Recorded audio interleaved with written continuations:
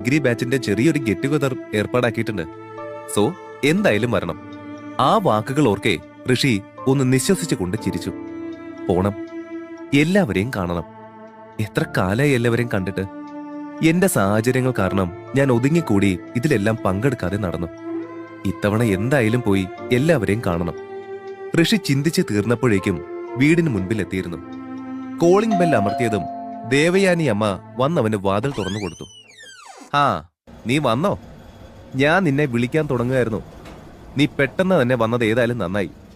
ദേവയാനി അമ്മ പറഞ്ഞത് കേട്ട് വീടിനുള്ളിലേക്ക് കയറിയ ഋഷി സംശയത്തോടെ അവരെ നോക്കി. എന്താ അമ്മായി, എന്തെങ്കിലും അത്യാവശ്യം ഉണ്ടായിരുന്നോ? ഋഷി മുൻപിലേക്ക് നടന്നുകൊണ്ട് ദേവയാനി അമ്മയോടായി ചോദിച്ചു. ആ, അത്യാവശ്യം തന്നെയാ. ദേവയാനി അമ്മയുടെ മറുപടി കേട്ട് ഋഷി അവർക്ക് നേരെ തിരിഞ്ഞ് ചോദ്യഭാവത്തിൽ അവരെ നോക്കി.